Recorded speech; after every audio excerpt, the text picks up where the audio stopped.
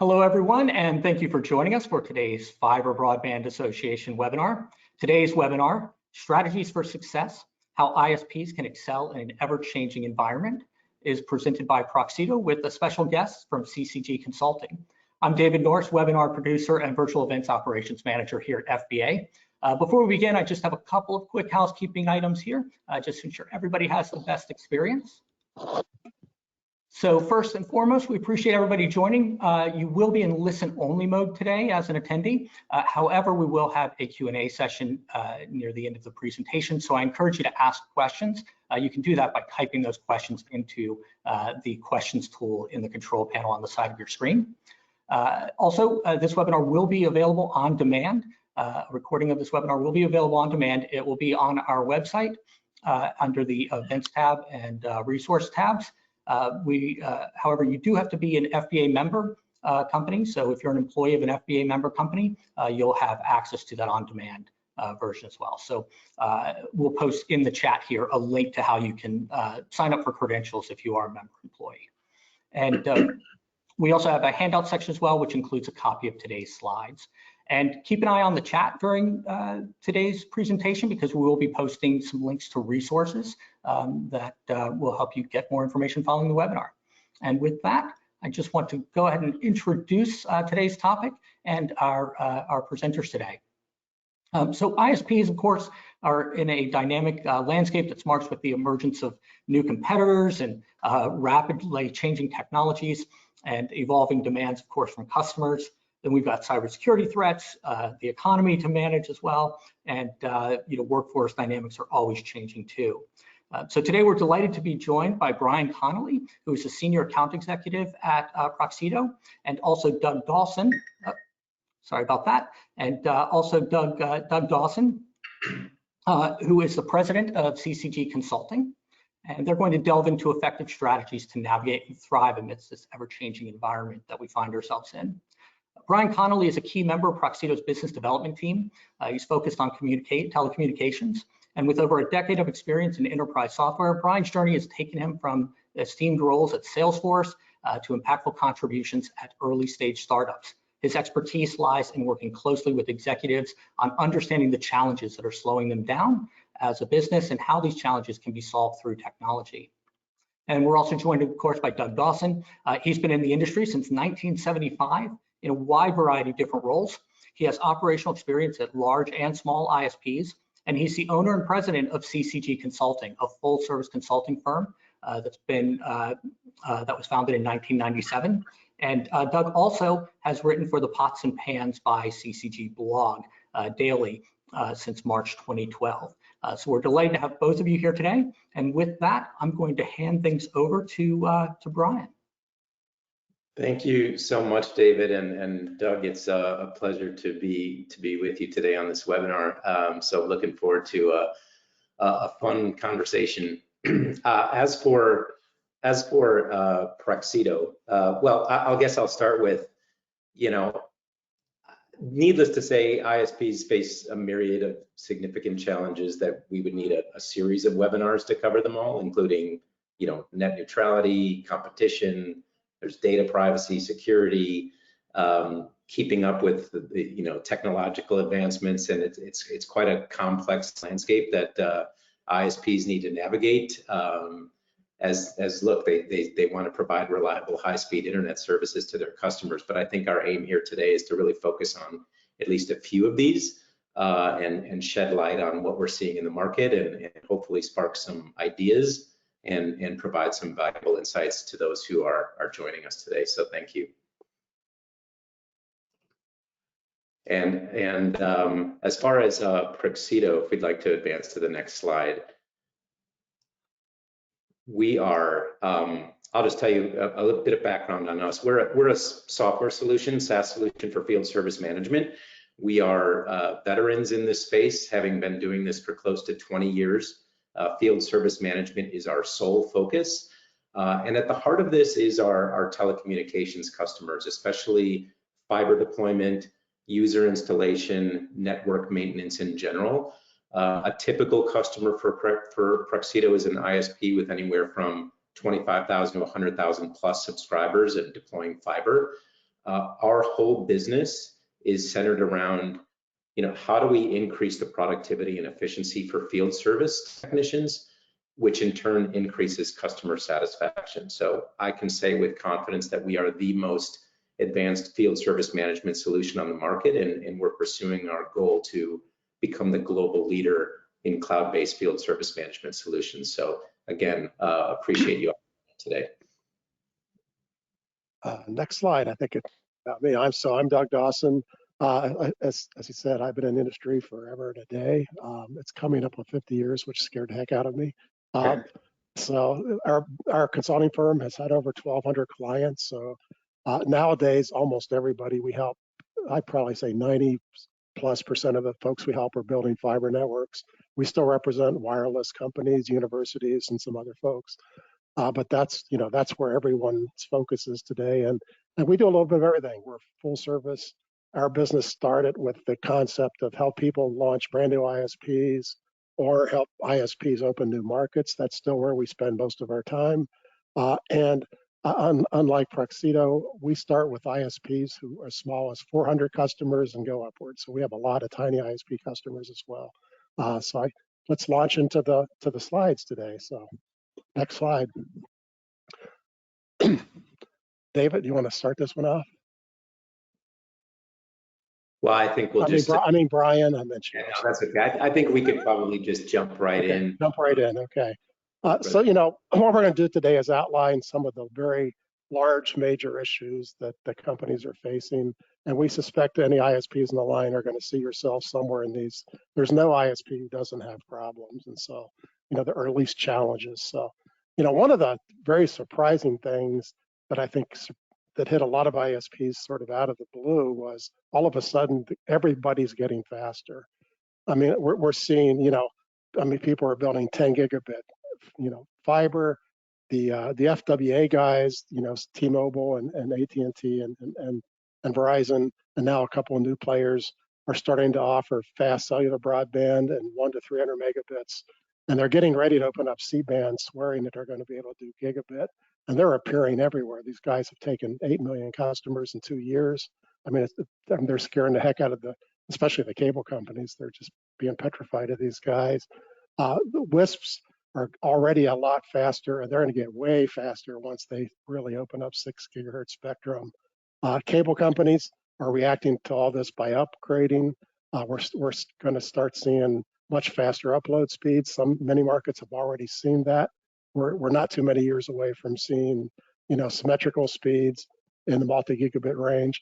So, competition has really stepped up, and so not only are they getting faster, they're getting better at it. So, I mean, competition is the new name of the game. A lot of these big ISPs, like cable companies, are very used to being monopolies, and they are not acting that way anymore. They are changing their tactics. So. And Doug, do you see, so on that, I'm thinking about like the why is this happening? And I think what we consistently hear from our ISP customers is that, okay, to stay competitive, we need a resilient infrastructure, which is table stakes. So the challenge isn't only to deliver high speeds, but also to manage spikes in consumption. Is that what you're? Yeah, one of the things my firm does is we do surveys. We've done them for 20 years, and surveys have consistently shown that the customers are very upset by even minor outages. So they're just as upset with an ISP who has 10-minute outages twice a week than they are about somebody who goes out once a year. And so, so consistent service is the new name of the game, and that's a real challenge for ISPs to just not have any downtime. We're going to talk about that more in an upcoming slide, but it used to not even be an issue, and now it is an issue. So it's very new. So yeah. Well, right. I mean, thinking about this through the lens of the end customer, whether it's a business or a residence, we will only continue to consume more digital content across more devices. I think I read that like an average household bandwidth usage is exceeding 1 terabyte per month. So if you think about in one residence, you can have, I don't know, it could be 4 mobile phones, a couple of smart televisions, a couple of laptops. The average is 17 devices now, the most current average. Yeah, so that's a lot of devices in it per home. So yeah. Yeah, I mean, it's incredible. I mean, and that's not even to mention the commercial side, but I mean, yeah, ISPs, I think what we're hearing, you have to upgrading the infrastructure to support these connections, and those who do, will gain market share. So it's an interesting conversation. And by the way, I love this little speed thing there. I'm in North Carolina, and that's an actual town in North Carolina. So Okay.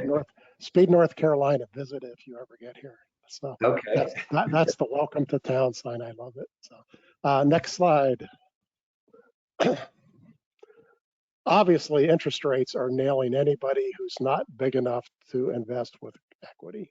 And even equity guys still, that's totally changed their underlying financial issues. But I mean, I have a whole lot of ISP clients who the higher interest rates have stopped them dead in their tracks. Those who have not are braving forward with the higher interest rates, hoping that in 2 or 3 years or 4 years they can refinance the lower rates. But if they don't, they're in big trouble. I mean, this has drastically changed the industry, and we all got spoiled. We've had like a 12 to 15-year run where interest rates have been not only low, but historically low. I've been in the industry 50 years. Most of my career, interest rates bounced up and down and up and down and up and down, and we're back to that again. It's probably not, it may never go back to those low points, or it may fluctuate up and down now in the future. And that's just, we have to get used to the new reality. It's very interesting that this happens every 10 or 20 years, because when it happens to a new set of people managing companies, they act like they've never seen it before. And part of that is some of them have not seen it before. They weren't here for the last set of this issue, but it's tough. I mean, it's just tough. We're all hoping that by the time the grants all hit next year, that interest rates are down a bit, because people are really counting on borrowing money at those grants. So this is the kind of thing when I ask folks, what do you have a hard time sleeping about? Interest rates is one of them. It's a real dilemma for many ISPs. So Yeah, and I guess there's so many outside factors, election year, all of that, who knows what's going to happen. But I mean, again, I think looking at this again through the lens of the customer experience, first and foremost, even on a topic like interest rates or inflation, which we'll get to, but obviously this isn't even just important for ISPs. Any business who has a stronger financial position is going to be better positioned to weather those fluctuations, potentially leading to market consolidation as weaker players struggle. There's a lot that goes into this, of course, but I know from my own conversations with owners and operators are looking very carefully at their investment decisions, not only regarding infrastructure investments, but also investments that will allow them to streamline their operations, work faster, more efficiently. So yeah, a lot of factors at play. Next slide. Yeah. Inflation. That seems to have been abated, but it still caught everybody unawares. I mean, we went through a very nasty, 15 to 20 month period where prices across the entire industry went up 15 to 20% before we even finished blinking. And for folks who were already in the middle of a project, this was a killer. All of a sudden, they were $2 million behind on their project. Labor rates went up significantly, but pretty much every material went up. There are folks saying this is due to the greed of the vendors, and I'm sure that there's some of that in there, because we certainly have not seen these costs go back down now that general inflation has slowed down. But the other issue here is, sort of related to this, is that the U.S. and China are getting into a battle over chips. We've already banned some of their chips. Last week, they banned some of us buying some of their chips. And I think we might find ourselves at loggerheads where we have to find all of our chips elsewhere. And that's going to add more price pressure. The other thing that actually is adding price pressure sounds like a good thing, and it is a good thing. We're bringing a ton of factories back to the U.S., but we can't put our head in the sand and go, that's going to end up resulting in higher prices. Labor, factories that pay higher wages have to charge more. And so US made, ONTs are going to cost more than Chinese made ONTs. And that's just a fact of life. I hope everyone on this call always buys US made ONTs. We just have to build those higher costs into our mindset, because let's face it, buying those is good for the whole economy, and we all have to support that. But it's another one of those inflation factors that we're not done seeing the impact yet. That's just now starting to kick in, and so we're not going to be seeing, vendors offering you really cheap prices to try to get you on board. They're going like, here's my bottom price. I can't go below this. So it's just one of those new factors. Hopefully, we're not going to see the big ramp up again. Let's hope that's all behind us. But we're not done. So. And Doug, to your comment earlier, I'm curious, are you seeing that vendors, ISPs, or businesses are maybe keeping their prices high even if inflation goes down? ISPs are in a completely tight spot, and this is very market dependent. So, we're seeing competitive markets. ISPs are doing some pretty amazing things. I mentioned earlier the cable companies are freaking out about FWA. I just saw last week Comcast was offering a $30 rate for 200 megabit broadband. That's unheard of. I mean, that's like, these guys have lost their mind. I mean, their normal price for that, once you throw in the modem, is $101. And so that's more than a little bit of a discount. That's a crazy discount. And so we're seeing some of the players in the industry decide that they're going to try to bar, and the cable companies are freaking out, because for 3 quarters in a row now, they are actually starting to shrink, and they don't want to do that. So they're trying to buy customers back. A lot of my little ISPs go, look, my costs are up. A lot of small ISPs do not offer price discounts because they can't afford to. What they try to do is offer fair prices every day, and then they stick to their guns on that. It's also very disruptive to a company to offer special prices, because now you have to keep track of what price every customer pays. It's a lot easier if everybody pays the same thing. So it's very much a mixed thing, but the big guys are freaking out. I mean, and to counter the $30 rate from Comcast, Verizon FWA offered a $15 rate. It's like these guys are hitting each other in the head with hammers right now.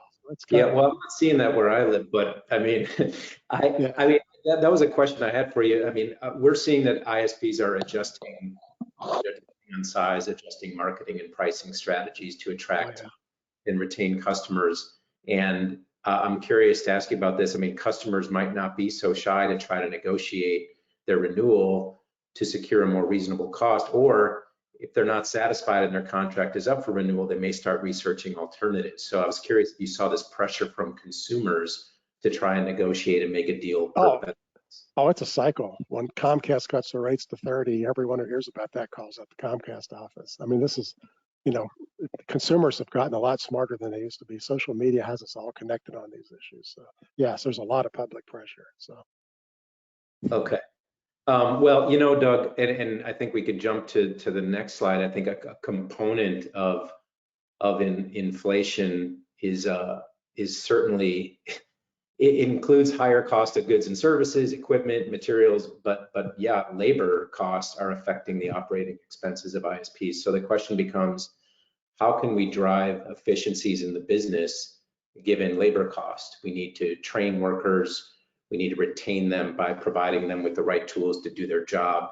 And I mean, the changing workforce, this is a huge topic at industry conferences that we've been attending, a changing workforce, and specifically around recruitment and training initiatives, continuous learning, and how crucial it is to train workers, to retain them. And it's more than just simply filling job vacancies. Rather, it's a mission to, like, how do we nurture a workforce that can embark on long-term career paths?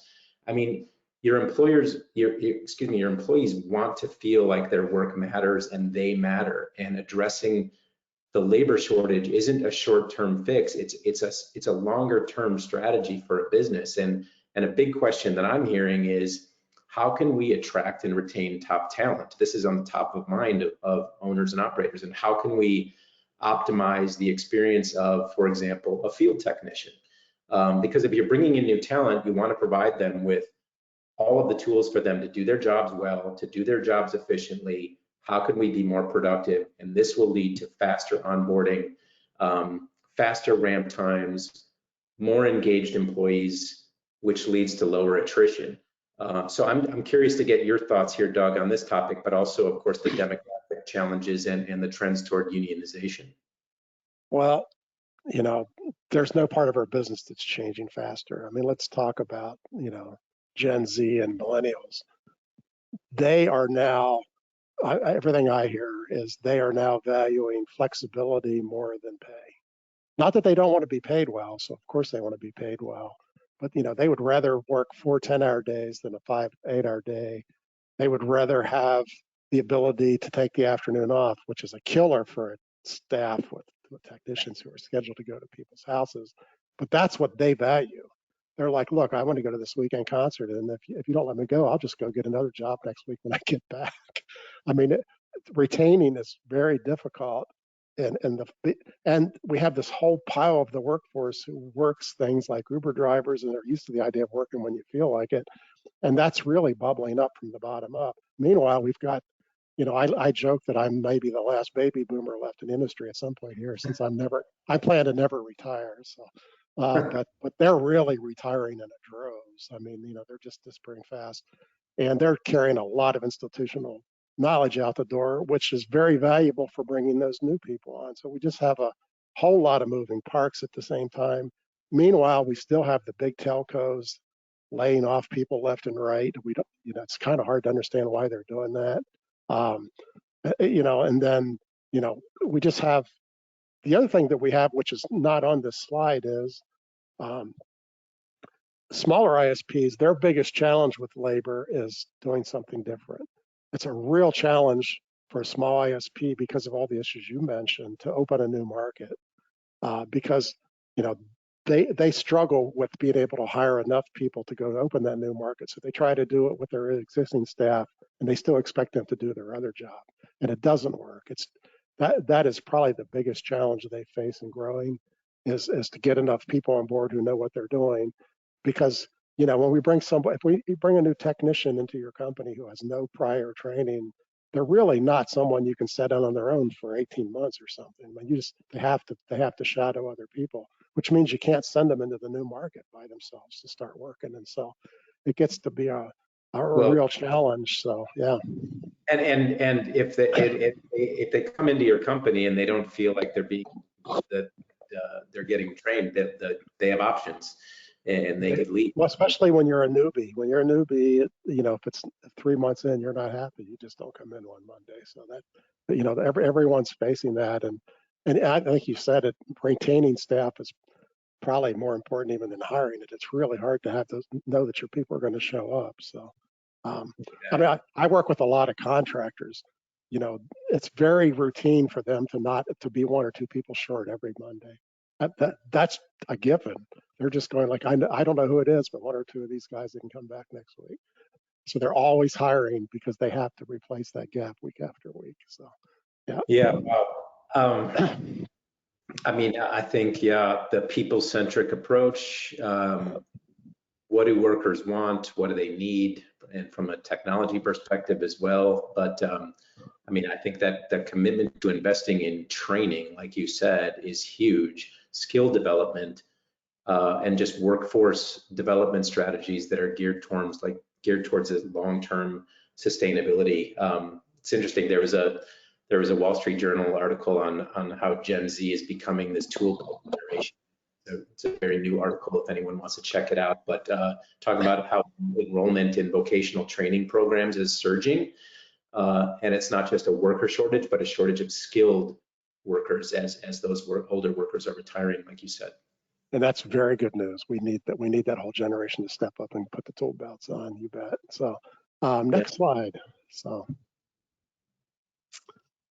this is everybody's least favorite topic. Everybody is scared to death. Everybody's worried about this, but nobody knows what to do about it. The fact is, we all know that a completely effective hack is going to shut you down, and nobody knows how to really protect against it. And the problem is, you can do everything in the world to protect your network, but everybody in an ISP world is connected to other people. Half the problems we're going to have are going to come downhill from the bigger companies who run the internet. There's nothing you can really do to protect against them screwing something up.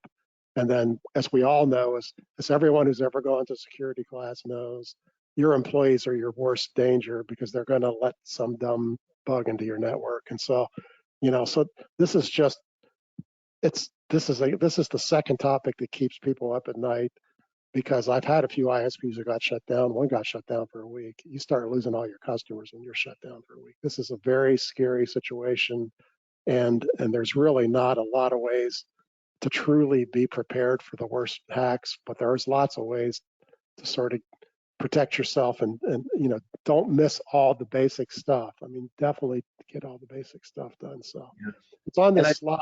This one doesn't have a lot of recommendations in the solution section. This is just a keep you up at night issue. So, yeah. And I think this is why, I mean, also thinking about like ISPs must hold their partners accountable to the same security standards. As a software partner, we know how, like you just said, field service teams even are crucial in maintaining the network infrastructure.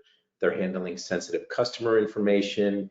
There's information such as service histories. They have access to facilities, equipment service reports that require protection. So you really need to make sure that any partner is transmitting information securely, and adopting that cloud-based system can provide ingrained security measures that can respond to those threats. Yeah, and I don't like that graph on here. That's a very bad curve. That scared me as much as anything. Yeah. Next slide. So customers' rising expectation is a big one. And let me start this off by giving you an anecdote. A really good friend of mine is a fiber ISP. He has not had a network outage for like the last 4 years. At 2 o'clock in the morning on a weeknight, he had a 10-minute outage and he got like 20 0 ratings on Google. First off, he's going like, who the hell is up at 2 in the morning? And what motivated them to go give me the 0 rating? And it was a 10-minute outage. I mean, you can't have a network that never, ever goes down. And he screwed some up. His folks did. It was a software upgrade that didn't go right. They fixed it very quickly. And yet, and we're living in a new world where customers are all connected to social media and they all expect perfection. I mean, some of his customers were irate. They were just bent out of their mind. It's like, how much of your life did you lose in 10 minutes? I understand that. I'm on a cable company. I'm used to 10-minute outages like 4 times a month. So I guess I'm. It's like, folks, don't forget where you came from before you got on the fiber. But the point here is there's massively rising customer expectations. People are way less forgiving than they ever were. They want everything to work their way. In the old days, the cable company would say, I'll be out to your place in the afternoon. And sometimes they didn't even make that and you were mad at them. But nowadays, people want them there within a 10-minute window, which is, as anyone who's in an ISP knows, that's incredibly hard to make that happen. And so, so meeting those expectations is maybe the biggest customer service challenge from every aspect of your customer service, from billing to customer outages to just routine maintenance. Just taking your network down once a year for maintenance at midnight is, if you're going to get, a ton of 0 ratings for doing that, it's a little scary to do it. So it's just a new world. So, and it is. This did not happen 5 years ago. This is a new. Also, I think maybe it might be. I think the pandemic might have refocused everybody on broadband as part of what I think is going on. So go ahead. Well, no, I would say, like, thinking of your 2 a.m. story, it could be a lot of gamers who are trying to make money, and that's yeah. Right. Very, very much could be, yes. But I mean, so yeah. Yeah, you talk. I mean, I mean, the customer experience at home. It's unfortunately the internet's a commodity, and this level of service is now expected. But I mean, yeah, what do we care about now? I mean, as a customer, do I have service? Number one, is it fast and reliable? But also, not how easy is it for me to schedule a service appointment if I don't have service? And is there a self-scheduling option for me? Is there an easy to use portal that I could log into? How easy is it for me to interact with my provider? And if there's an issue, set aside first time fix rates, but how easy is it and how fast is it to even book the service call? And will I, as a customer, have an idea of when someone is coming? Are they even showing up? Like you said, if they're going to be late, okay, but will I get a notification? So it's just that communication, which I think is crucial. Well, and then the last point on the slide, which is a very interesting one, I believe the market's now divided into two groups of customers. I believe there's folks who care about price, and they will forgive problems. They're going, look, I got $50 broadband from Verizon. I know it bounces up and down, but I will accept that as part of getting the $50. That's half my Comcast bill, right? Yeah. And then you got to also remember that OpenVault said that we now have 34% of all customers in the United States are subscribing to gigabit. Those folks are almost, except in a handful of ISPs, they're paying a premium price. That's the folks who are completely unforgiving. I'm paying you a premium price. I want a premium service. It's kind of hard for an ISP to deal with both of those sets of customers because all ISPs have both sets, and both of those sets of people have a very different expectation of the world. And so it's, again, this whole gigabit thing just shocked ISPs. Nobody would have ever predicted that they would have as many gigabit customers. I have ISPs who are now selling into new markets, and they're selling gigabit into 60 and 70% of the new connections. And they're literally, their mouths are wide open. They're going like, I don't understand it, but I'm really glad to see.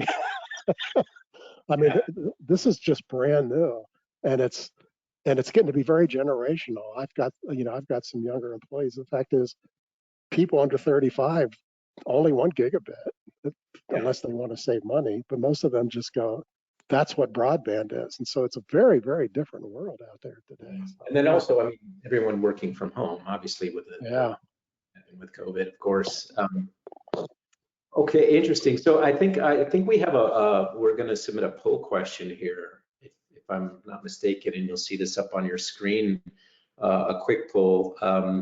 Which of the 6 challenges is currently most pressing for your business? And if anyone has the opportunity to submit a response, you can select one of the following. So whether that's competitors are getting faster, the interest rates and inflation, changing workforce, cybersecurity, customers' rising expectations. I mean, I would guess that all of these are pressing, but curious to see from the attendees what is most what's the biggest headache at the moment. And how quick do we get a feedback here, David? Aha, look at that, very quickly. Yeah, well, that's very interesting. Competitors are getting faster. It's almost half people, 40%. No matter what market you're in, all of a sudden your competitor's doing better is a concern. I mean, I completely see that because that one is separate from cost and workforce. It's just like, this is outside the company. What do you do to react to competition? And make sense that that's at the top of everybody's mind, because this is brand new. I mean, little rural ISPs who never had any competition, all of a sudden, Verizon is sending out 200 megabits across half their footprint. So this is really a concern for folks. So I'm not surprised by that answer. So yeah. And keeping and I know the big players like AT&T and others. I've heard that they're where there's new ISPs popping up, they're knocking on doors and they're putting flyers on doorknobs and own the market. So I have Charter. I've had Charter for years, and they still send me honestly 2 to 3 pieces of communications a week. It's like, okay, I get it. All right, I think that's good for the poll. On to the next. So now we're going to talk about strategies. What do you do about all this stuff, right? This is obviously going to be high level, but for any one of these products, you can obviously take a deep dive. But let's jump into the first one here. So next slide. So the very first thing that you have to do is cope with change. Believe it or not, this is a lot bigger problem again, I work with ISPs of all sizes, and it's very natural for an ISP owner or for an ISP manager or regional manager to focus on the things and kind of not want to think about the things you don't know well. That's just natural human tendency. As an example, most ISPs and smaller ISPs are very technical oriented. They will spend days and weeks arguing about which kind of new equipment to buy, and they won't spend any time talking about cybersecurity. I mean, the fact is, they concentrate on the things they know, and they beat those things to death, and they don't talk about the other 4 or 5, 6 things on those other slides. And that's a very bad thing to do. You cannot ignore these issues. All of the things on those slides matter to you. Yeah. The other thing to remember, though, is that these problems are not unique. Every ISP has the same list of those issues. And you know, you know, when somebody calls me up and they say, you know, I'm having trouble with my new market, without even them finishing the sentence, I know it's probably one of 3 things. They're having trouble selling fast enough, they're having trouble syncing up their installation crews with their sales, or they're really worried that inflation is killing their bottom line. They may have a different problem, but I would say 80% or 90% of the people who say, I have a new market and I want to talk to you about it, that finishes the sentence as one of those 3 things. So the fact is, you all have very common problems, you know. So it's very interesting. You know, you're not the only one who really has trouble, you know, scheduling your drop installations. That's just, I mean, every ISP struggles with those sort of issues. So, right. Go ahead. Well, the other thing is everybody's busy, you know, and so, you know, and so if you're going to deal with any of these issues, you have to have a strategy. And so one of the best strategies is absolutely set aside time to deal with these.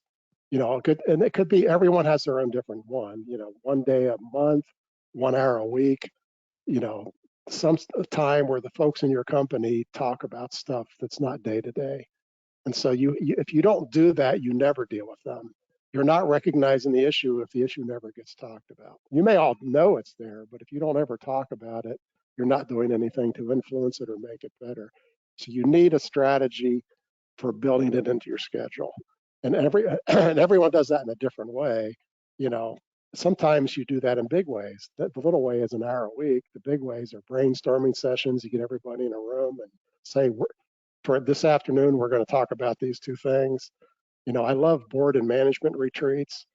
Yeah. However, that's not as good as my last suggestion is, which do the same thing, but do it with employees. Your employees are your best resource. They know how to fix half your problems if you just ask them. You know, they have a lot of good ideas. And they also will have a lot of screwball ideas, but the whole point of brainstorming is to hear them all, because sometimes the screwballiest idea turns out to not be a bad one. So, but you know, you can't sit with in a shell and hope that these issues are going to go away, because they're not going to go away. You know, if you're having trouble again syncing up your installations with your sales orders, your whole team has to solve it, and they can if you decide that that's a priority. But you have to figure out a way to get everybody involved to figure out what the solution is. So, you know, go ahead. You know, I think, as with anything, I think open communication, playing with your cards face up, honest communication. But I think it's about recognizing the issues, or put another way, it's like, what's holding us back? And this could be a lot of things that are unique to an organization too, but you know, ISPs need to think about what's holding us back. I mean, is it our information systems? You know, it could be anything. Did we develop an in-house solution that requires upgrades and maintenance, you know, to compete? You know, where are our resources being sucked up, specifically within our own 4 walls, and what investments can we make that will allow us to be more responsive to customer requests, again, with a focus on the customer? How do we compete? You know, if competitors are your #1 challenge, as the poll suggested, increasing customer satisfaction, how do we avoid churn? So optimizing all levels of our P&L without compromising on that customer experience. All right, next slide. Thanks. So, next slide. Yeah, getting help when needed. There we go. Getting help when needed. So, what I mean by this, and what we mean by this, is, you know, every ISP needs to find specialists to help you. you can sit and agonize over how to fix something, but there's somebody out there who could tell you in 10 minutes how to do it. And so finding that person is worth the gold mine versus spending weeks and weeks agonizing about it. And what I'm very surprised about, and this issue is more aimed at small companies, even though big companies don't do a good job of this either, you need a trusted advisor in at least 5 or 6 different areas.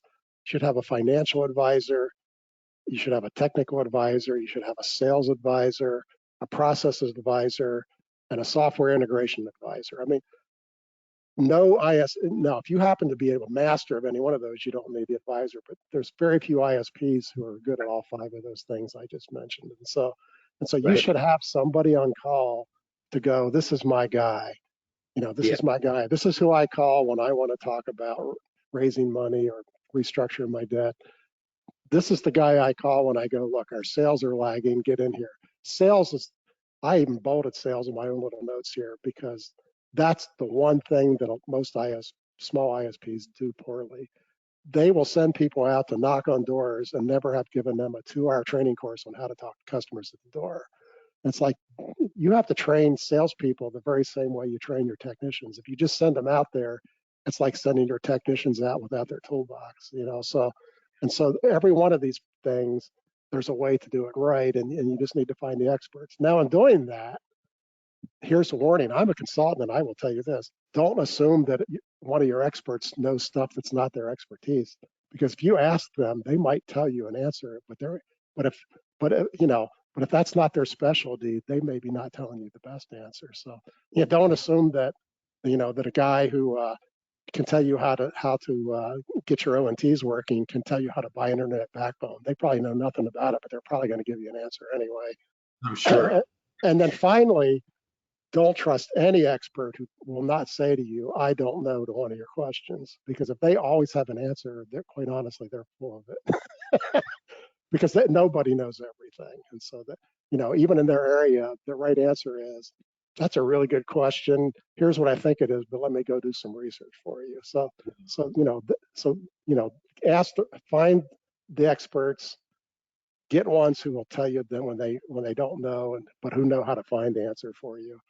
And if your company doesn't have those people on your calling list, you're missing something. So. Well, it sounds like you got a guy, and maybe the folks listening in will tap you for your network. But by the way, on the topic of cybersecurity, here at Proxito, we wrote a popular blog post on this last year on telecom security in the digital age. So I encourage people to look that up on our site. But I mean, even just double clicking on this for a second regarding cybersecurity. I mean, this is a major concern, even like, again, I'm looking at this through the lens of software and evaluating potential partners, especially technology partners. And this is where you see one of the less discussed benefits of, for example, like a best of breed solution versus an all-in-one solution, for example. So if your system is attacked with an all-in-one solution, everything is more susceptible to being compromised. This is what we see with a modular independent component. So for example, let's say your CRM is compromised, you could isolate that, but your field service management component can still work. So we had an experience with a customer who faced this exact situation where they just simply shut down the integration and continued with the field work. And when the back office components were fixed, they turned the integration back on and sync the data. So there's a lot of layers to this, but yes, I don't claim to be any cybersecurity expert, but yes, a good step is get people you trust on board. Yep. Next slide. Coping with developing a company strategy. So, I mean, I would say that this is the most important component to focus on. Recognize that tackling some of these issues will cost money, right there on the slide. Yes, and if you make the wrong decisions or make shortcuts, it is going to cost you one way or another. So here's what we know to be true. The organizations that are growing faster, they're iterating on their strategic priorities faster, they have faster operating rhythms, they're innovating faster, which is moving them to the front of their market. But in order to do this, they need to first understand, going back to the previous slide, what is slowing us down? Because that sets the pace and it drives the culture and it hinders velocity. So a customer told me recently, hey, we always want to have this mindset of how can we get better? and being aware of opportunities that can accelerate things that we want to achieve as a business. And our biggest problem is, how do we scale? How do we scale as we grow with automation and not be so manual? And that's why, again, who your partner is matters. And that's where we come in. And if we know what you want to achieve with technology, what those business challenges are, we can certainly help transform your business. And for ISPs specifically, they are benefiting from field service management software that's providing these operational efficiencies. It's providing data-driven insights, opportunities for collaboration. And again, focus on what is slowing you down, how can you optimize your operations to reduce costs, and what can you automate, whether it's a self-service portal, how can we optimize dispatching, our scheduling, our routes, contractor relationships. At the end of the day, any solution should be thought of as a business accelerator. So you could move faster than the market that you want to own. And as the pace and degree of change accelerates, management models must accelerate as well. So that's what we are hearing, and that's how we feel about that, of course. And so, Doug, I'm not sure if there's anything you'd want to add to that. Yeah, let me add some stuff to that. So one of the key words on this one is best fits your company. Make sure that you don't buy a $100,000 solution to solve a $10,000 problem. Right. There's a lot of vendors out there trying to sell you that $100,000 solution. Right. You don't always need it. But Right. Another one is, if it ain't broke, don't fix it. And let me give you a little story. I have an ISP who I helped get into business in 2004. And one of the processes I helped them put in right back then was, for every new customer, somebody manually checks their bill, because that's your first interface with the customer. And if your first bill is wrong, they think you're a clown. That's not a good way to start off with a customer. And sure enough, 5 to 7% of their bills had a mistake, the wrong product, the wrong prices, and so for many years they did that. They called all of those. They don't believe they ever sent out a bad bill. A couple years ago, they automated the process. They thought that was really cool. They didn't have to do that anymore. And guess what happened? 5 to 7% of their bills went out wrong, because those mistakes don't come from the system and the software. They come from the people who input them. They're still the same people inputting now that were inputting it 10 years ago. And so it's like, guys, I don't care if your software system doesn't have a place in there for that. You put that in there. Right. Put that back in. And they're going like, but there's not a stage in the software. You push a button and it goes to the customer. Like, well, then break the button.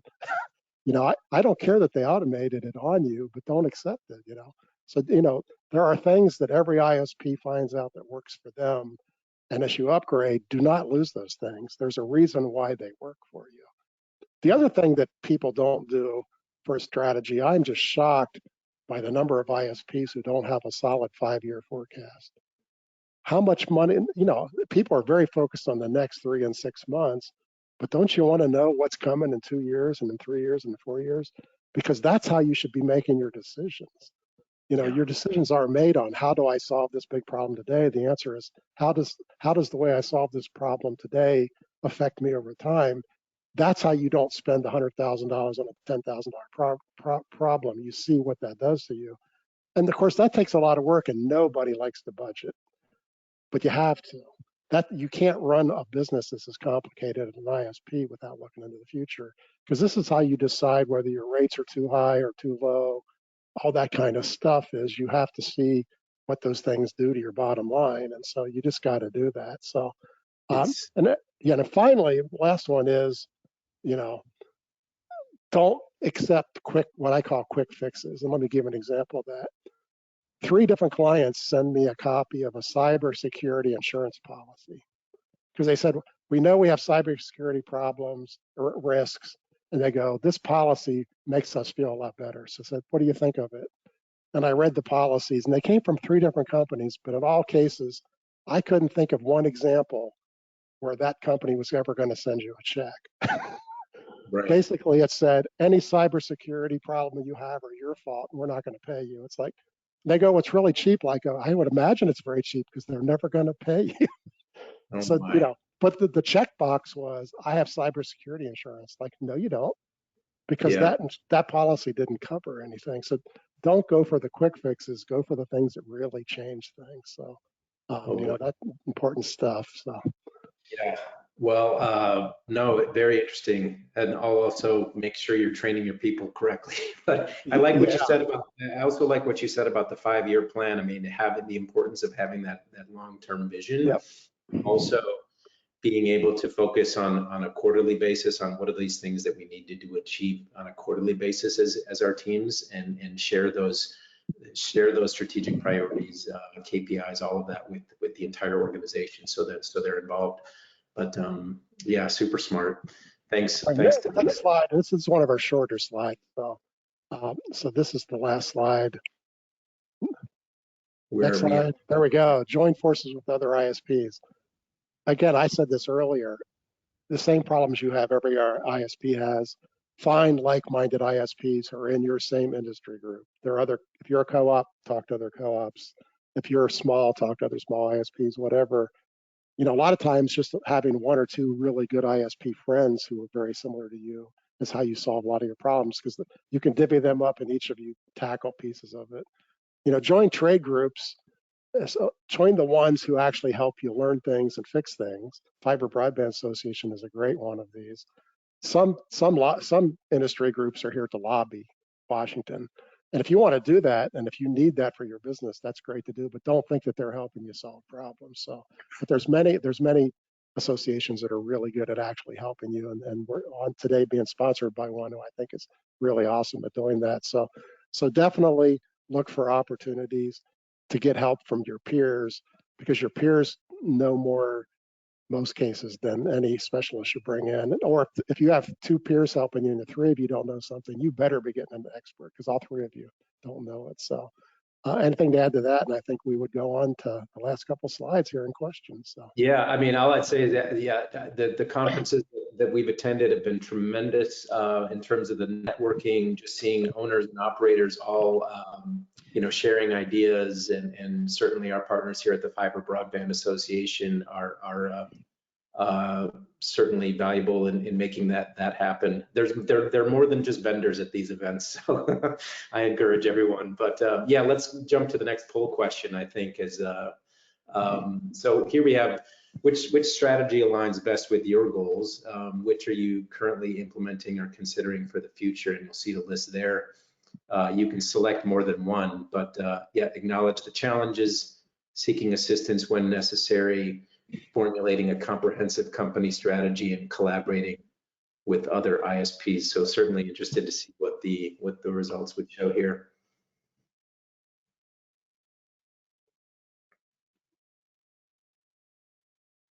Okay. Very good. That's exactly what I would hope everyone's doing, is the big one. So yes, definitely working on having a comprehensive strategy, but not too far behind, or seeking assistance and collaborating. So Yeah. no one is stressing acknowledging the challenges, because everybody on this call is smart enough to already know what they are. That's right. I think that's probably right. Well, and it's consistent with what we focused on too.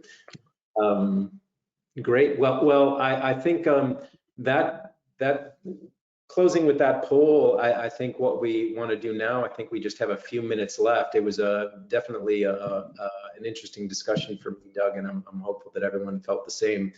So let's open this up to any questions, David. Thank you. Sure, absolutely. We do have a few questions, but I also want to thank both you and Doug for this great conversation. This has offered some great insight. So going through here, the first question I have, this reminds me of the early cable TV days. People are asking if there's concern or an initiative to secure the physical layer within multi-tenant buildings from being physically tapped. So somebody actually affecting the equipment to tap in and get internet. That's anyone who does multi-tenant buildings, which I have a lot of clients who do. It's always a challenge. The question is, how do you wire these buildings with facilities that people can't get their hands on? It's one thing to run your fibers down the corner of the ceilings, but that's no good if the teenagers rip it down. I mean, let's face it. So it's no good to, to have your equipment in the basement if it's not in a lock cage and somebody can go down and do something to it. So that's just one, multi-tenant buildings have their whole range of questions. Most of my clients won't go into a building where it's not secure. They're like, this is a recipe for disaster if I can't secure these things. But, if not, it's just a cost of maintenance to keep them running if you got to keep fixing it. But sometimes that's worth it if it's enough tenants. So it's a tough call. It's a tough call. So, yep. Great. So we have a couple here related to ACP, which we all know has gone away. So I'll kind of combine these. One person is asking, should ISPs rethink their pricing to be competitive for BEAD awards, as it seems that ACP won't be extended? Well, that's really hard because, I mean, BEAD grants are going to rural areas. Rural areas have very high costs by definition. And it's really hard to justify giving discounts out of your own pocket in a network where the drive times are longer. It's just much more expensive. The backhaul is more expensive. And so, I mean, I build business plans for people who are doing grants, and a lot of the business plans cannot absorb the ISP self-funding discounts.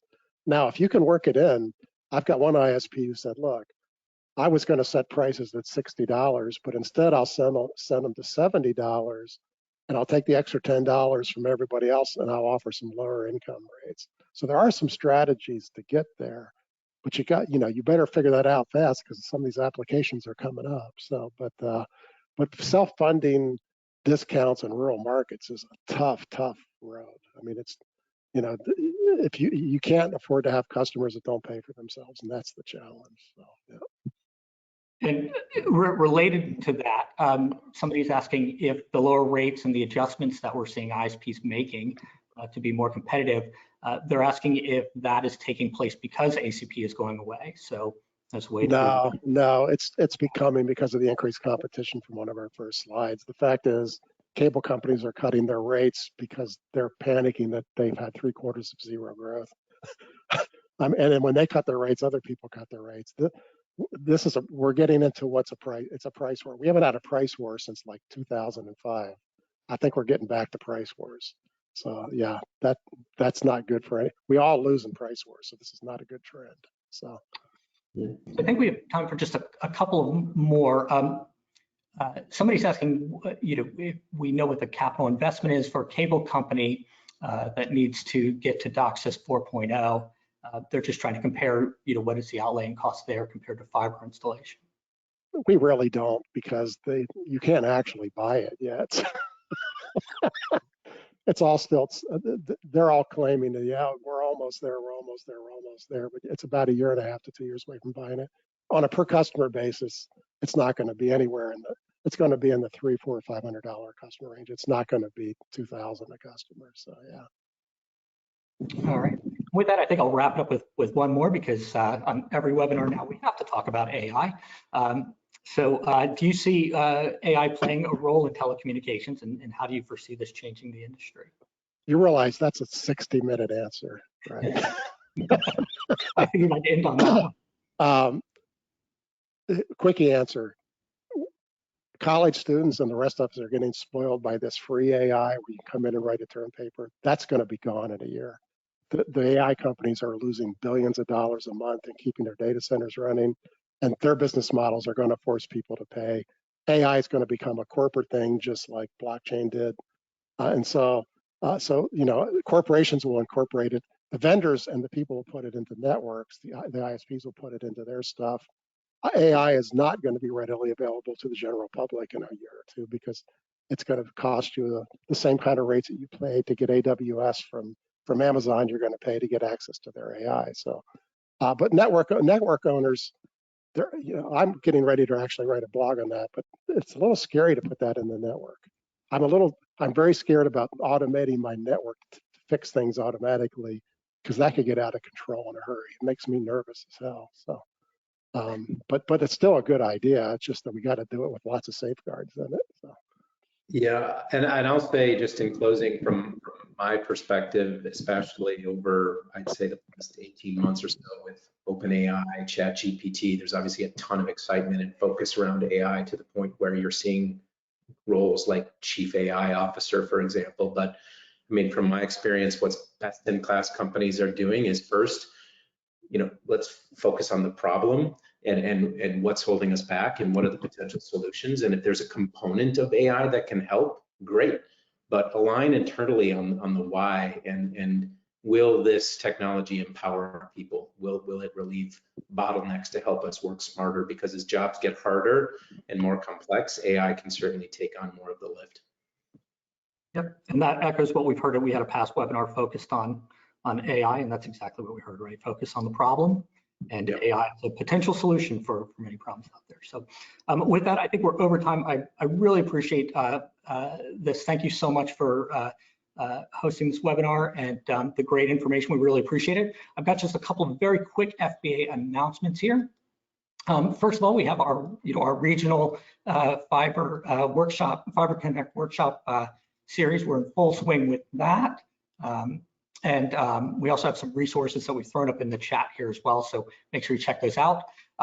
So we'll be in Little Rock, Arkansas a little bit later this month. I'm sure you've heard this on a number of these webinars now. We'll be in Deer Valley, Utah later in the year, or early summer, I should say, Des Moines later in the year. We're going to be in Calgary, up in Canada. We're doing one for the first time this year, which is great. And then wrapping things up in Albuquerque. And of course, we have our Fiber Connect show coming up at the end of July. This is our big show. I think it's going to be our biggest one yet. And Proxito will be there. Proxito is a supporter and sponsor of that. So we're very excited and appreciative of that, and look forward to seeing everybody there. Go out to our website, the FBA website, and you can register today. And with that, I will wrap things up. But just thank you again, everybody, for attending. We appreciate you taking time for these. And be sure to watch for future webinars and also our Fiber for Breakfast webinars, which happen every Wednesday morning with our CEO, Gary Bolton. So don't miss those. And thank you again, panelists. We appreciate it. Thank you. Thank you.